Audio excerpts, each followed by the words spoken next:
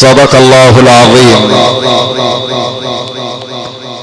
يا قاضي الحاجات كم من حاجة فقد الرجا بقضائها فقضيتها، كم نام قلبي مثقل بهمومه فإذا به يصحو وقد فرجتها، كم من دعوة مزجت بدمع توسلي أودعتها لك خالقي فأجبتها، وأنا الذي أذنبت عمري كله فسترت كل خطيئة وغفرتها، ما زلت يا رباه تجبر خاطري وتغيث هذه الروح منذ خلقتها، لك الثناء والمحامد كلها من مبدأ الأيام حتى المنتهى. قوة الإيمان والإسلام، في ليلة ستبقى خالدة في الأذهان عبر مر الزمان لرحيل أم غالية كريمة بيت الأعلام، بيت آل الكحل الكرام، نشاطر الأحزان أنجالها الكرام، الحاج أشرف صلاح الكحلة والحاج محمد صلاح الكحلة والحاج سمير صلاح الكحلة، نشاطر الأحزان الأشقاء الشيخ جمال الكحلة والأستاذ عبد المحسن الكحلة والأستاذ سمير حمودة الكحلة والأستاذ أحمد متولي الكحلة، باسمهم جميعا نشكر أعلام وأقطاب الواجب بجمهورية مصر العربية، علم الواجب في كل مكان المهندس الكحلاوي سعد والحاج عمر المسلمي والحاج عمر أبو خالد، هؤلاء الرجال الأعلام الذين دائما وأبدا أراهم في كل المحافل القرآنية حريصين على واجب العزاء.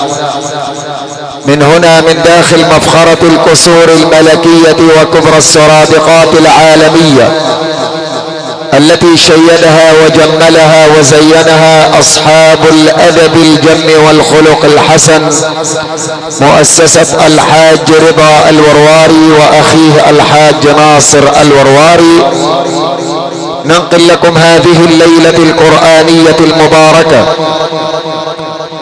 قوة الإيمان والإسلام، في بعض الأحيان حينما أقدم القارئ أقول بعض الصفات وبعض المميزات في القارئ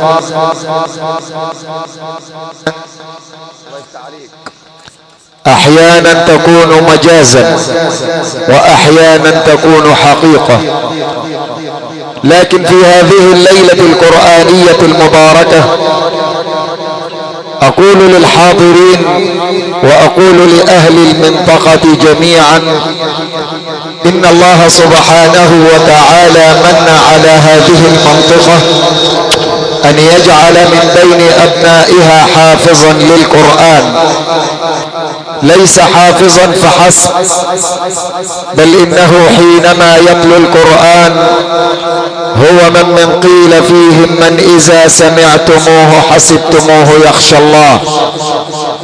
وحقيقة من أراد النجاح للمناسبة الدينية لا بد أن يكون من أسباب نجاحها فضيلة الشيخ صابر أحمد عيد،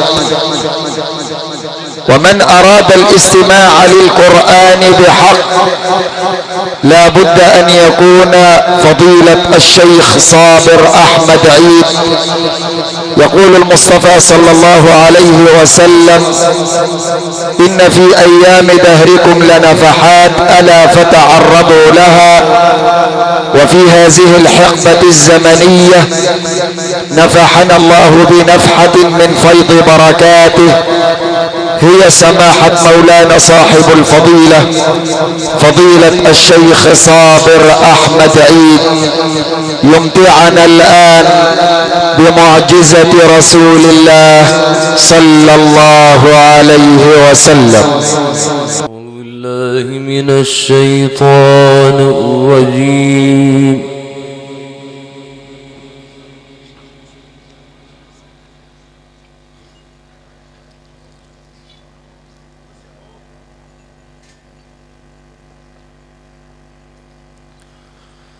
بسم الله الرحمن الرحيم.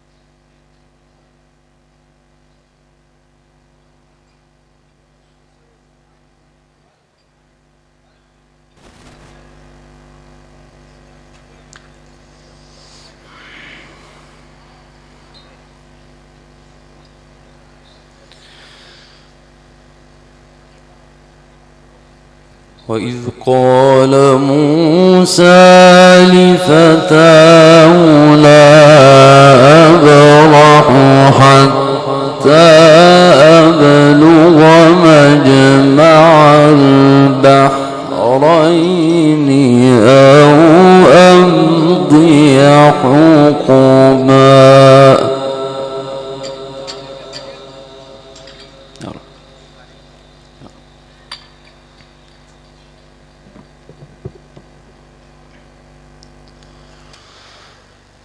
فلما بلغا مجمع بينهما نسيا حوتهما فاتخذ سبيله في البحر سربا.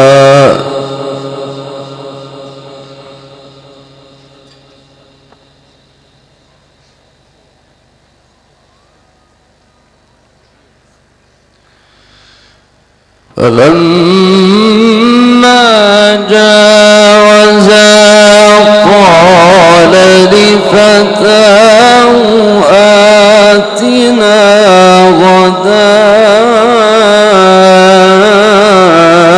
غداءنا لقد لقينا من سفرنا نصبا.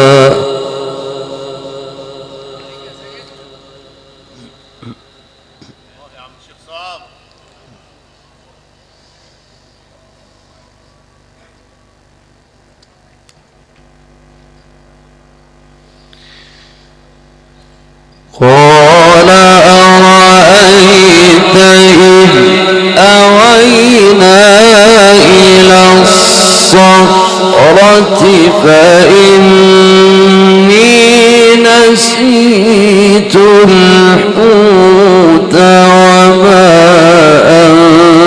أنسانيه إلا الشيطان أن أذكره.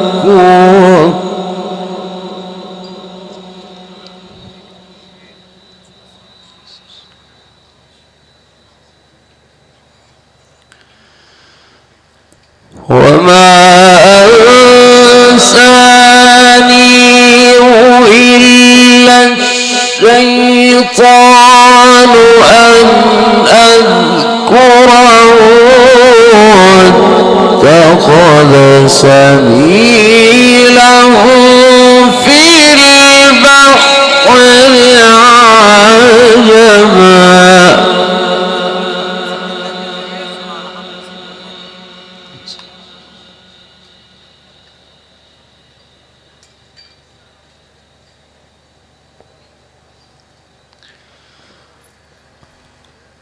قال ذلك ما كنا نبغي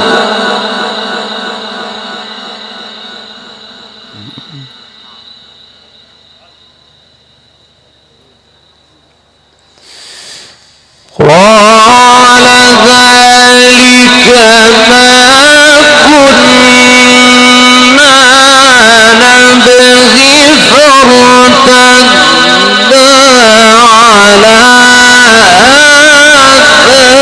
آثارهما قصصا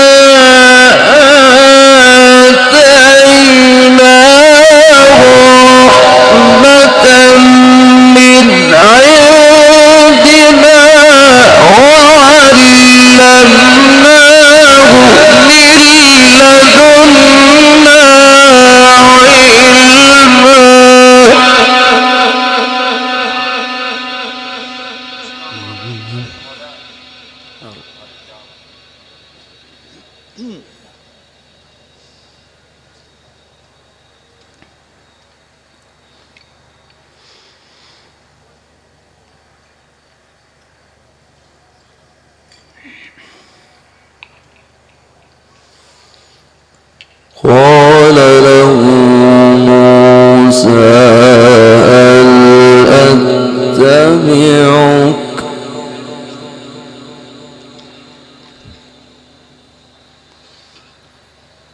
هل أتبعك على أن تعلمني مما علمت رشدا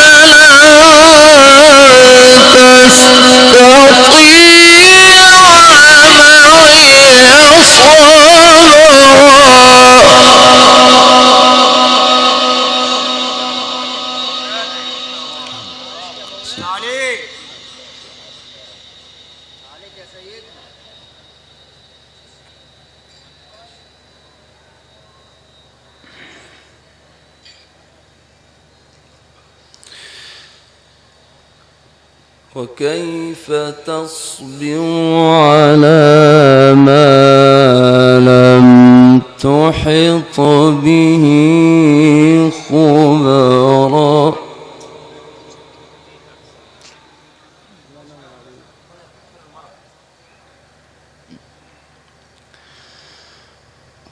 قال له موسى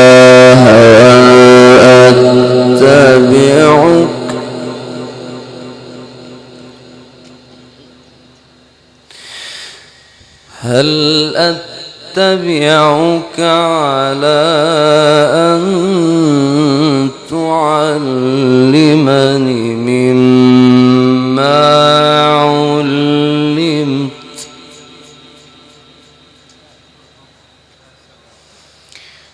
هل أتبعك على أن تعلمني مما علمت رشدا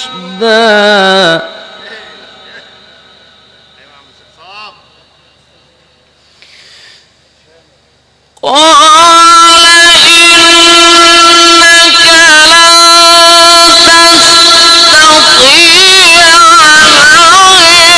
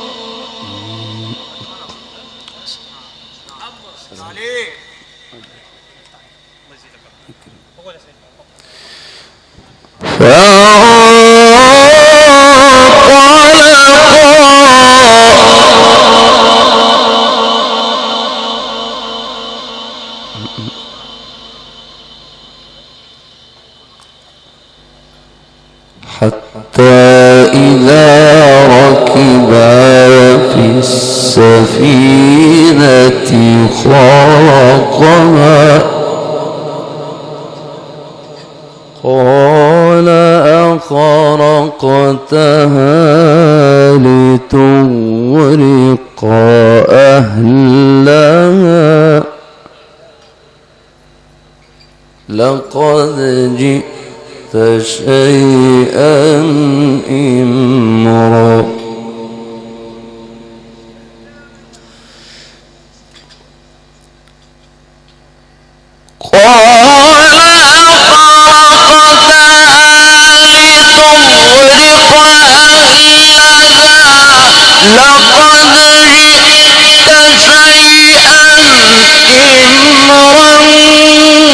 قال ألم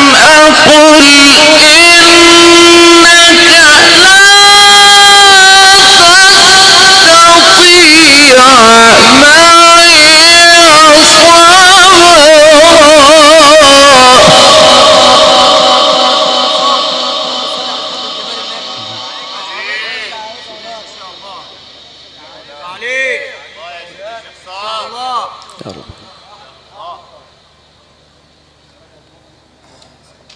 مدد يا رب.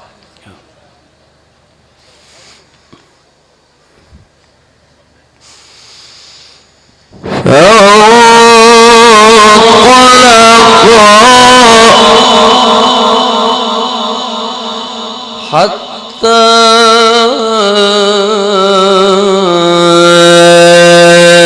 إذا ركبا في السفينة خرقها قال أخرقتها ليغرق أهلها قال أخرقتها ليغرق أهلها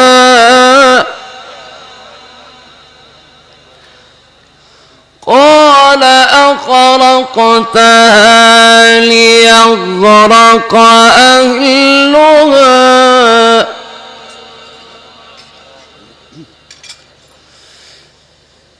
قال أخرقتها ليغرق أهلها لقد جئت شيئا إمرا قال ألم أقل إنك لا تستطيع معي صبرا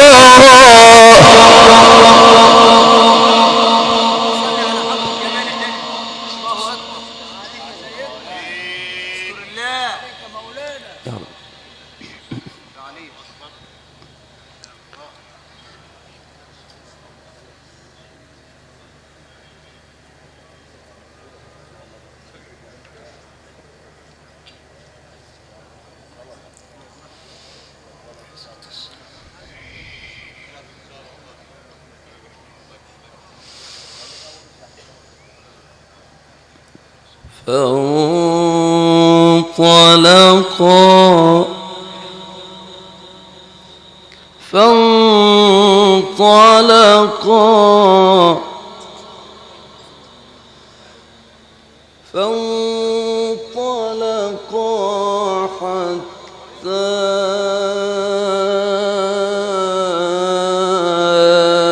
إذا ركبا في السفينة خرقها قال أخرقتها ليغرق أهلها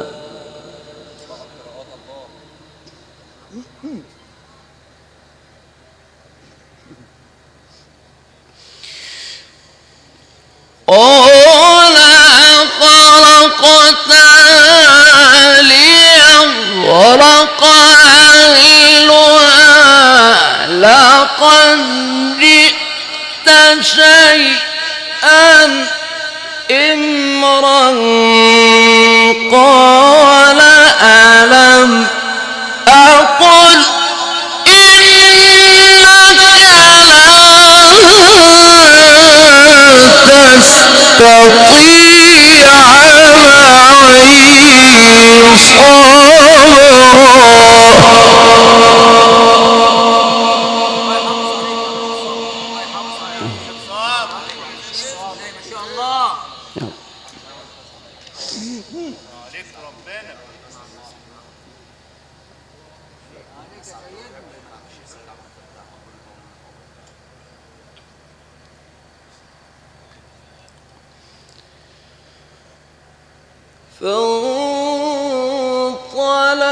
فانطلقا حتى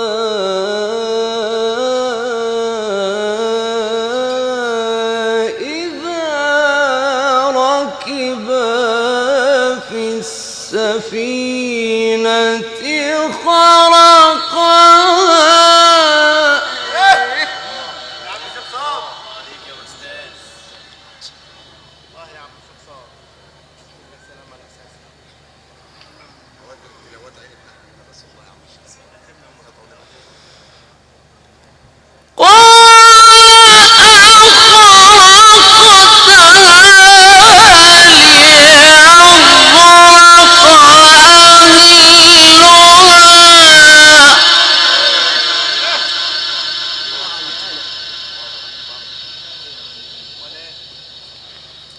لقد جئت شيئا إمرا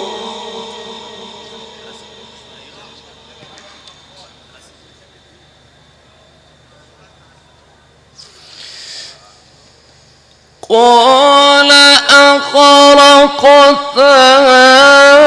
ليغرق أهلها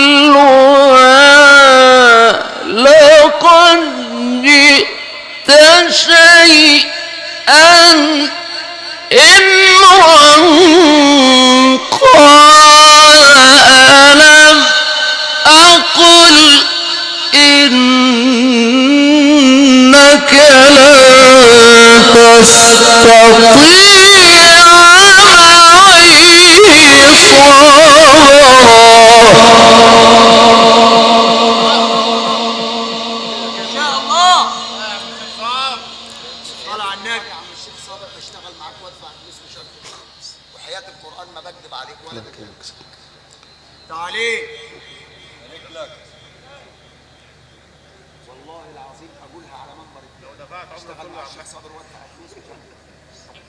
الله يكرمك يا مشايخ. استغفر الله.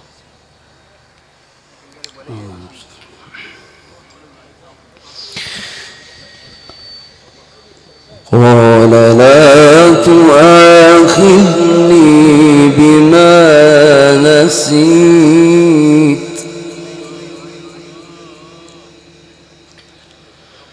قال لا تؤاخذني بما نسيت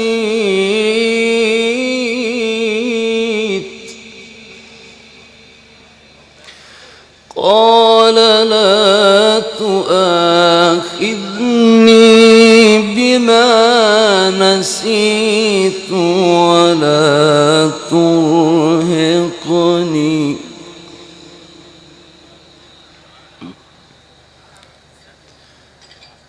قال لا تؤاخذني بما نسيت ولا ترهقني من أمري عسرا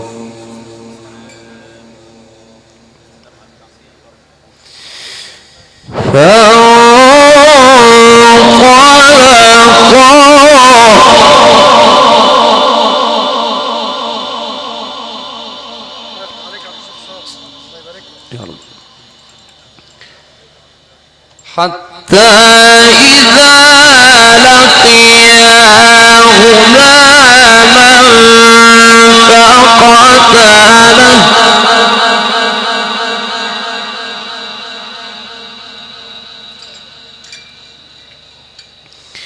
قال أقتلت نفسا زكية بغير نفس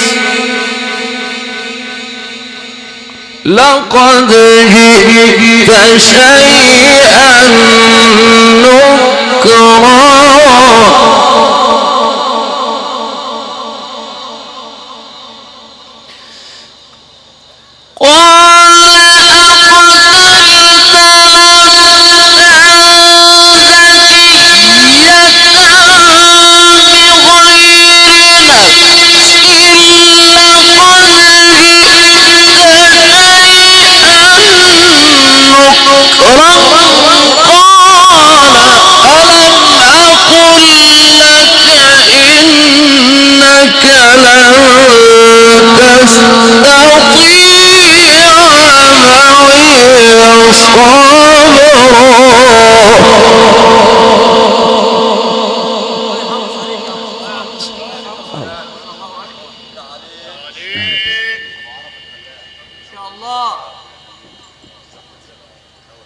صدق الله العظيم.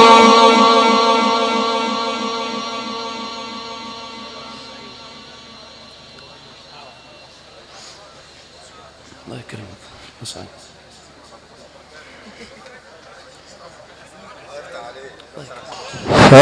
فانطلقا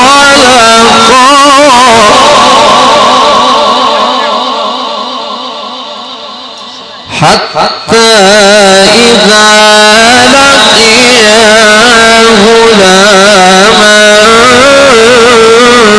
فقتله قال أقتلت نفسا زاكية قال أقتلت نفسا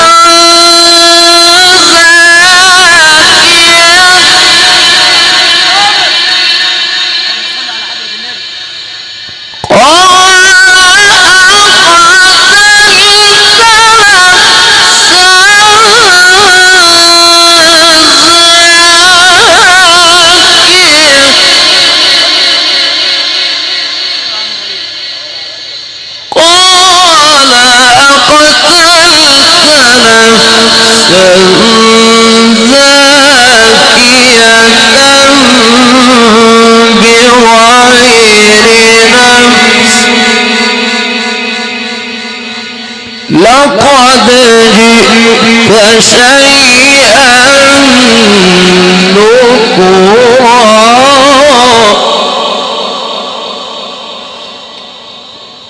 قال أقتلت نفسا زاكية بغير نفس لقد جئت شيئا نكرا قال ألم أقل لك إنك لن تستطيع معي صبرا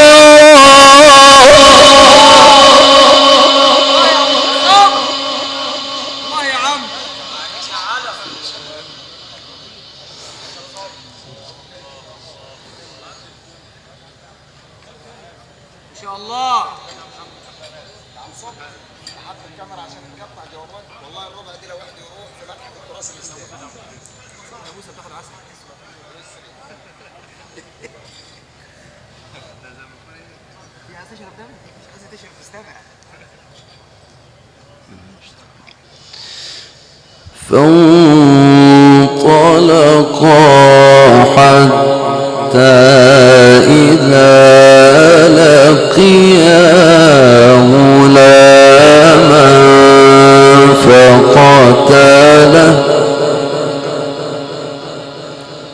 قال أقتلت نفسا زاكية قال أقتلت نفسا زاكية بغير نفس قال أقتلت نفسا زاكية بغير نفس لقد جئت شيئا نكرا قال ألم أقل لك إنك لن تستطيع معي صبرا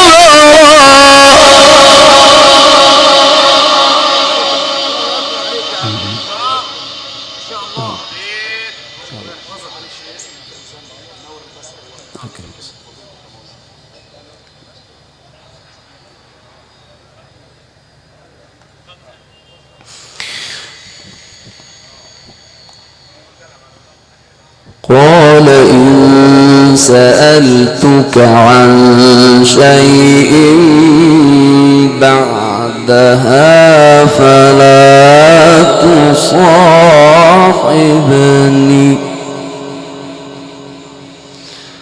قد بلغت من لدني عذرا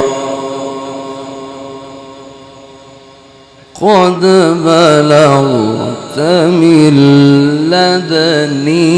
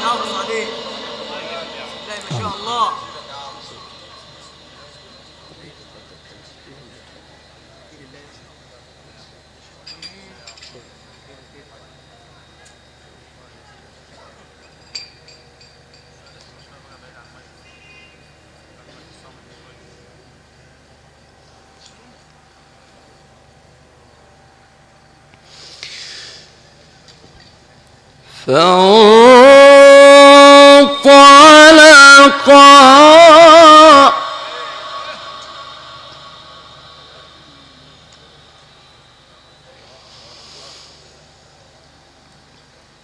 حتى إذا أتيا أهل قرية استطعما أهلها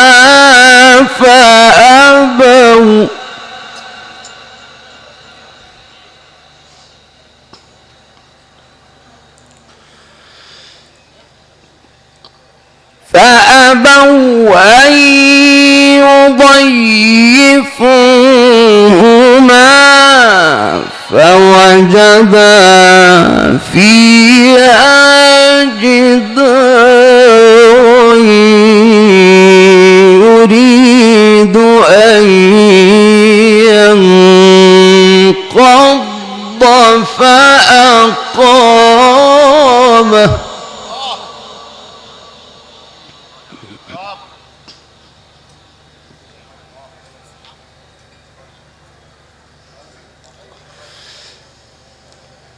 فوجدا فيها جدارا يريد أن ينقض فأقامه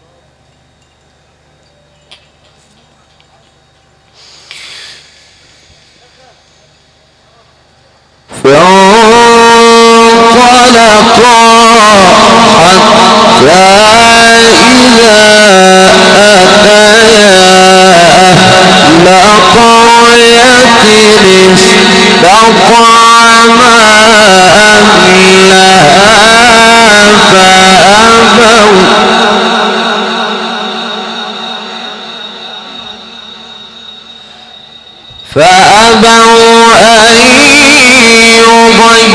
يضيفوهما فوجدا فيها جدارا يريد أن ينقض فأقامه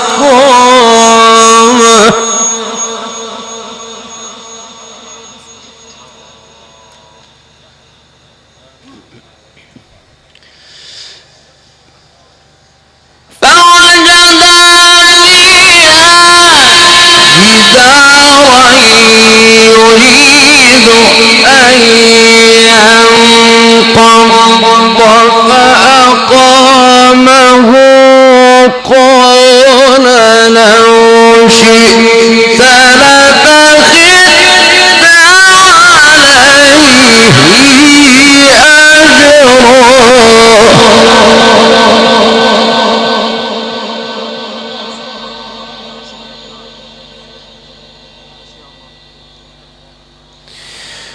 قال هذا فراق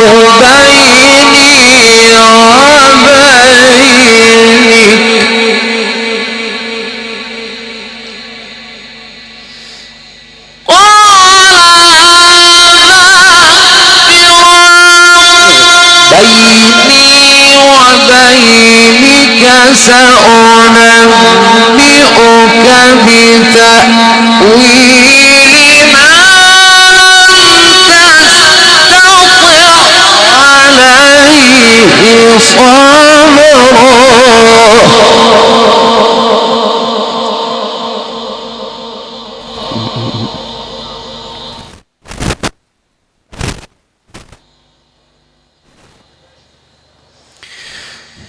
أما السفينة فكانت لمساكين يعملون في البحر فأردت أن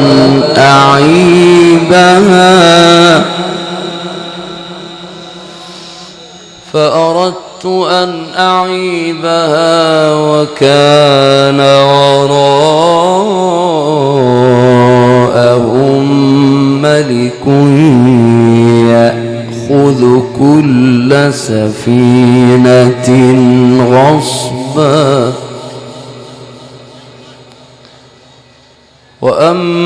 وأما الغلام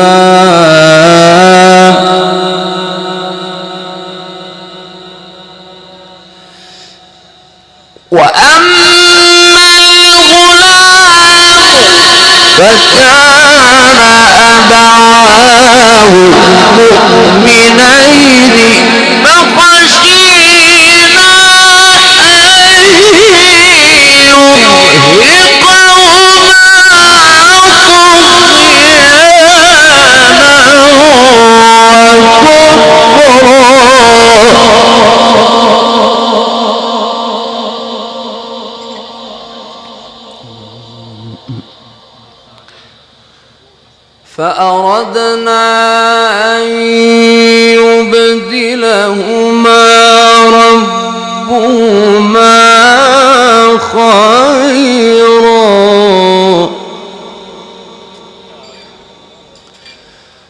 فأردنا أن يبدلهما ربهما خيرا منه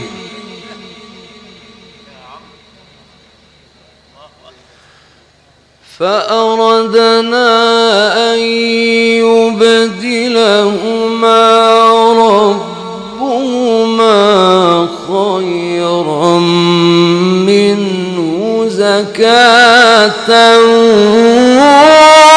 وأقرب رحما وأما الجدار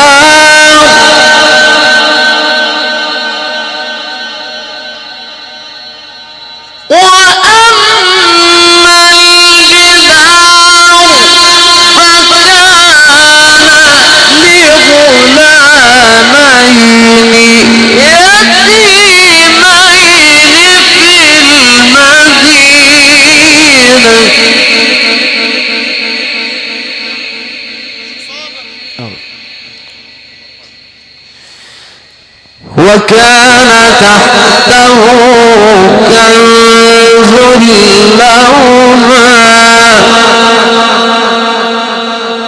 وكان أبوهما صالحا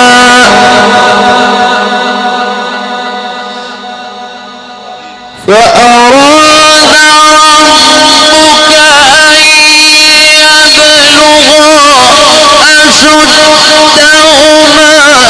ويستخرجا كنزهما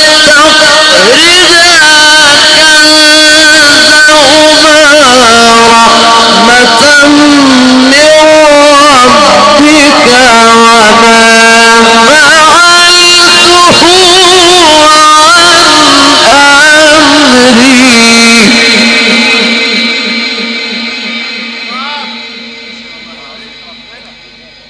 وما فعلته عن أمري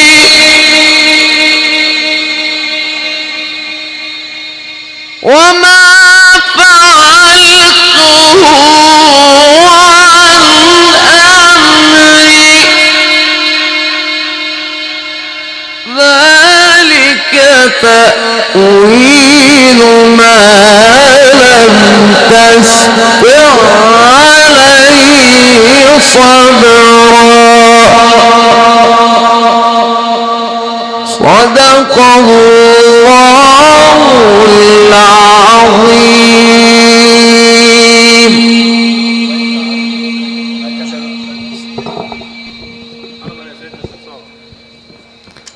هكذا يتلى القرآن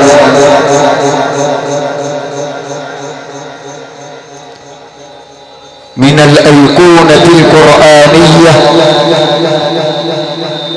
وعضو نقابة كبار قراء جمهورية مصر العربية وصاحب المركز الثالث عالميا في حفظ وتجويد القرآن الكريم صاحب الآداء الفريد فضيلة العلم القرآني الكبير القارئ الشيخ صابر أحمد صابر عيد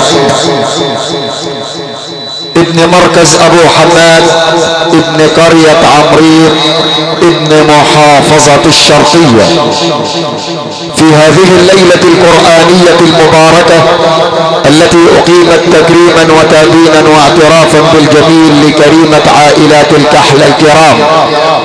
باسم هذه العائلة العريقة نتقدم بخالص الشكر والتقدير لصقر برلمان مصر ونائب أبو حماد الدائم سيادة النائب الجسور أحمد فؤاد سليمان بغدادي أباظة. يبدأ عنده التاريخ وينتهي عنده التاريخ. فخر قراء جمهورية مصر العربية فضيلة القارئ الشيخ صابر أحمد صابر عيد، الذي أمتعنا بأجمل التلاوات وأندرها وأجملها من سورة الكهف. نسأل الله في علياء سمائه أن يمده بالصحة وتمام العافية، وأن يجعل ابنه إبراهيم من حفظة القرآن الكريم. كما أتقدم بخالص الشكر والتقدير للمهندس سامح عضو المكتب التنفيذي للسيد النائب أحمد فؤاد سليمان بغدادي أباظة. شكرنا موصول لكل القيادات الشعبية والقيادات التنفيذية بالمحافظة، المهندس محمد حسام شاهين المرشح لمجلس النواب عن دائرة الزقازيق.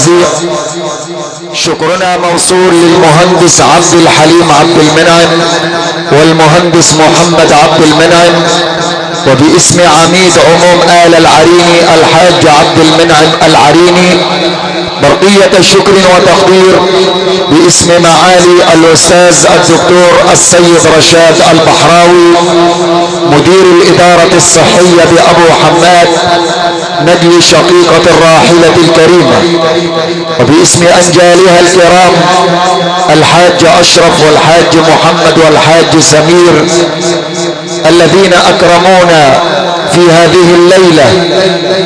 نسأل الله تعالى أن يجعل ما أنفقوه في هذه الليلة في ميزان حسنات أمهم عليها من الله سحائب الرحمات. كما أسأله سبحانه لهم صبرا وسلوانا جميلا. مشاطر الأحزان أيضا الأشقاء الكرام فضيلة الشيخ جمال الكحلة والأستاذ والمربي الفاضل الأستاذ عبد المحسن الكحلة بالتربية والتعليم، والأستاذ سمير حمودة الكحلة أستاذي ومعلمي، وباسم الأستاذ أحمد متولي الكحلة وسيادة الأمين إبراهيم الكحلة وفضيلة الشيخ حسيني الكحلة. نشكر باسمهم كل من وفد لأداء واجب العزاء الحاج حسن عبد العزيز الورواري وعموم عائلات أبو سدر الكرام وكل من وفد لأداء واجب العزاء. أرى بعين الآن انضم إلى مجلسنا الموقر حضرة العمدة سامي عمدة الخيس الذي وفد لأداء واجب العزاء. تقام تلك الليلة من داخل كبرى السرادقات العالمية ولؤلؤة الأنوار تحت إدارة مؤسسة الحاج رضا الورواري وأخيه الحاج ناصر للفراشة والإنارة، أصحاب البصمة العالمية في عالم تشييد السرادقات بالشرقية. حقيقة الحاج رضا والحاج ناصر يختلفا دائما عن كل من الفراشين وأصحاب مقاولي الفراشة، هذا لأدبهم وأخلاقهم. دائما أراهم في كل المحافل القرآنية حريصين على واجب العزاء، لا يقتصرون على العزاءات الذين يشتغلونها، لكنهم أصحاب واجب. هذه حقيقة أقولها لله وفي الله. الهندسة الصوتية العالمية والتي تعطر الأجواء بجمالها وتعطر الهواء بصوتها صوتيات الحاج السيد القليني وولده المهندس وليد السيد القليني. تلك التلاوات أذيعت عبر قناتكم الفضائية المفضلة عبر الإنترنت، والحاصلة على أكثر التلاوات نظرا لاحتوائها على نوادر تلاوات القراء قناة روضة القراء للمخرج المتميز دائما المهندس صبحي حامد. الهندسة الإذاعية من أسرة المذيعين الإعلامي أحمد عبد الجواد سلمان. الضيافة الفندقية الراقية سلسلة بوفيهات أولاد أبو عيسى إدارة المتر أحمد أبو عيسى وأخيه المتر السيد أبو عيسى.